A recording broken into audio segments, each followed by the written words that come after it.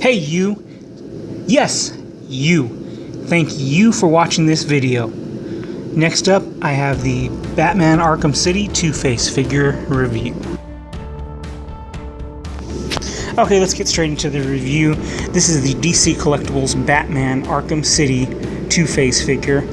It originally came with a gun as an accessory, but I bought this loose, kind of on an impulse, for $10. I had wanted to get to the unboxing videos, but this was kind of a last-minute decision. This is one of the DC, what I've heard referred to as the DC Looks First figure.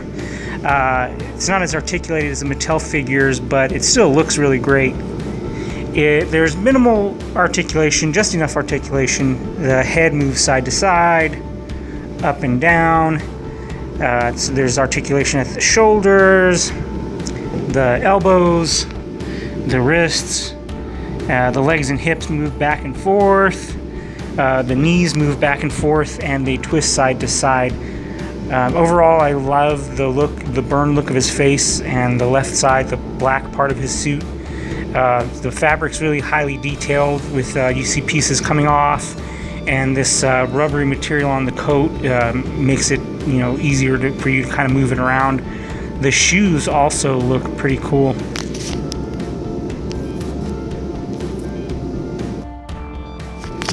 Of course, there are many different versions of Two-Face, just like every other character, but I'll try to stick mostly with the canon version. The canon version first appeared in Detective Comics number 66 in August of 1942. He was created by Bob Kane and Bill Finger as Harvey Apollo Kent. Now, the Apollo nickname referred to Harvey Dent's good looks, which other characters have mentioned throughout the years. DC later changed his last name to prevent any confusion with some guy by the name of Clark Kent, whoever that is. Harvey Dent had a rough childhood, and his father was an abusive alcoholic. And they even had one story where Harvey's father blamed him for the death of Harvey's brother Murray. And the suggestion there is that Murray is the Two-Face persona, the Two-Face part of Harvey's persona. So most versions have his origin as, crime boss Sal Maroni splashed Harvey Dent with acid in court. During the 50s and 60s, Two-Face only appeared 3 times because he was just deemed basically too scary for kids. But in 1971, Denny O'Neil brought Two-Face back as one of Batman's main villains, and that's pretty much where he is now. Two-Face is an expert marksman with his twin .45 handguns. He even hired Deathstroke to help him with his marksman skills at one point. He has a broad knowledge of law from being district attorney, so he has skills there. He's also a skilled hand-to-hand combatant and a skilled detective.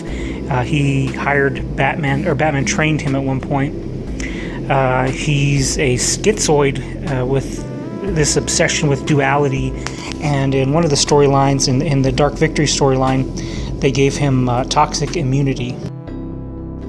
Some of the major storylines that include Two-Face's character, The Dark Knight Returns is not really canon, but in that storyline, Harvey Dent's face is surgically repaired, but instead of the Harvey persona taking over, the Two-Face persona takes over, and his henchmen just call him Face.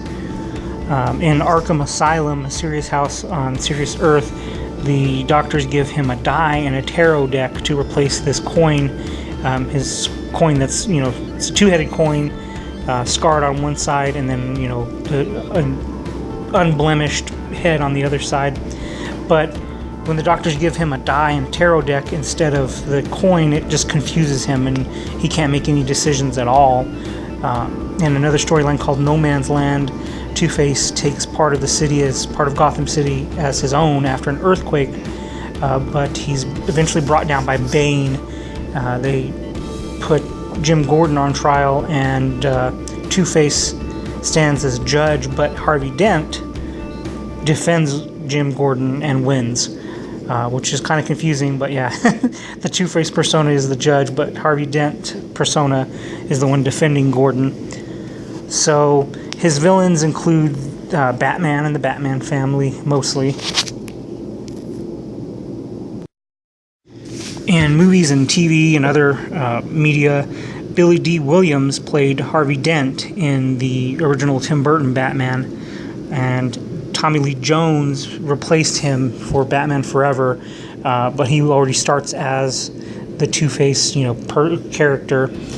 Aaron Eckhart played both Harvey Dent and Two-Face in The Dark Knight, so you get to see his journey in that movie, going from the district attorney to being corrupted and becoming Two-Face. Nicholas D'Agosto, I believe is how you pronounce his name, he plays Harvey Dent in Gotham. And in the Arkham games, like this one, where this figure's from, Troy Baker does a lot of voice work, and he does the voice for Harvey Dent and Two-Face. I personally prefer the burned and the Dark Knight look of Aaron Eckhart versus the acid Batman Forever look. It just the makeup looks better. It looks more realistic. But however, I think Tommy Lee Jones really played up the psychosis of the schizoid personality. He played it up a little bit better. What I like about this figure and this character, the figure itself is just enough articulation, and it really looks good. It's one of my favorite representations of my favorite versions of Two-Face. Is from Arkham City. It's one of my top, 2 or 3 favorites. The character himself, to me, Two-Face represents this duality of human nature, where the yin and yang, if you will, we can be mostly good with a little bit of evil, or mostly evil with a little bit of good. Kind of comes down to our choices, and our actions determine which one we are, yin or yang. The two-headed coin that he has also represents this randomness of life. If it lands on the unblemished head, then it extends your life, and if you flip the coin and it lands on the scarred side, it ends your life. So it's kind of that randomness that we deal with every day. There's also something I haven't mentioned is there's a throwback to the Dr. Jekyll and Mr. Hyde story. So there's a horror sensibility to the character that speaks to me personally, and I can really relate to that. The figure itself, again, it's just enough articulation, looks good.